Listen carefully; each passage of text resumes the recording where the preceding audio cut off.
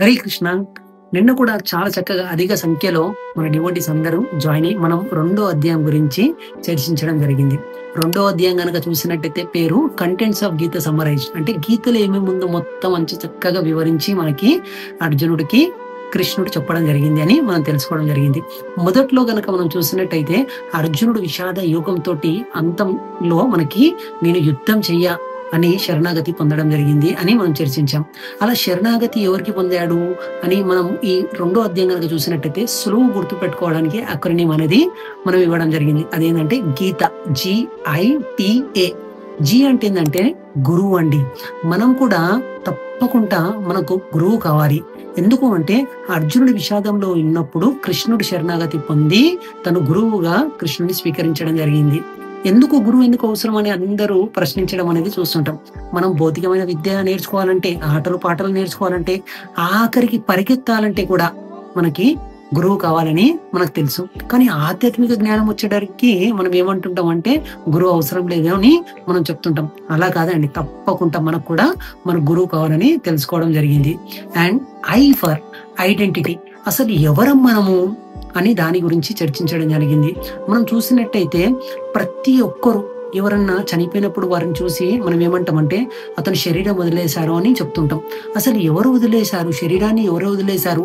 మనం ప్రేమిస్తున్న శరీరం అక్కడనే ఉంది కదా, అయినా కూడా అతను లేడని చెప్తున్నాం. అంటే వాస్తవానికి మనం శరీరం కాదు, మనం ఆత్మ అని ఎన్నో శ్లోకాలతోటి మనం చర్చించి అది కూడా నేర్చుకోవడం జరిగింది. మనం ఎంతో అద్భుతమైన శ్లోకం చర్చించాం.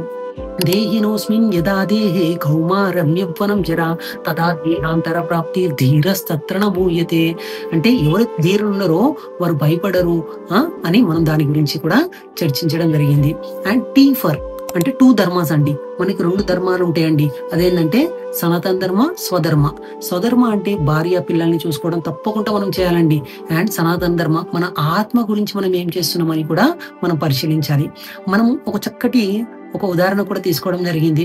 పంజరంలో పెట్టె గనక ఏదైనా చిలుక గనక ఉందనుకోండి, మనం ఏం చేస్తాం? కేవలం పంజరాన్ని తుడవమండి, పంజరాన్ని పాలిష్ చేసి పంజరాన్ని తెంపియం, పంజరంలో ఉన్న చిలుకకి మనం తినిపిస్తుంటాం.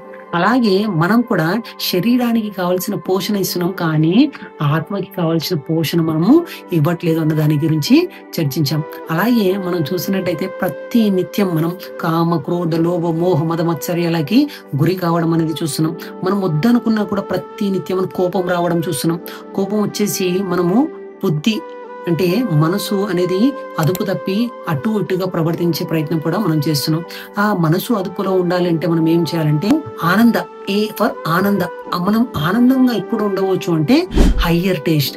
ఆ హయ్యర్ టేస్ట్ గనక మనం ఇచ్చినట్టయితే ఈ ఆత్మకి తప్పకుండా మనము ఇలా లోవర్ టేస్ట్ మనం వదిలేయడం జరుగుతుందని కూడా మనం చర్చించడం జరిగింది. అండ్ మన ఇంద్రియాలని ఎలా సంరక్షించుకొని మనం చక్కగా ముందుకు వెళ్ళాలా ఉన్నాయో దాని గురించి కూడా ఒక ఉదాహరణ తీసుకున్నాం. అదేం ఉదాహరణ అండి? ఎస్, తాబేలు ఉదాహరణ అనేది మనం తీసుకోవడం జరిగింది. తాబేలు ఎలా వెళ్తుందండి? బయటికి వెళ్తుందండి. ఏదైనా ఆపత్తు రాగానే తను ఏం చేస్తుందంటే అన్ని కాళ్ళని చేతులు లోపల పెట్టేసుకుంటది. మనం కూడా అలానే ఈ భౌతిక ప్రపంచంలో చక్కగా మనం కూడా ముందుకు వెళ్ళాలి. ఎలా?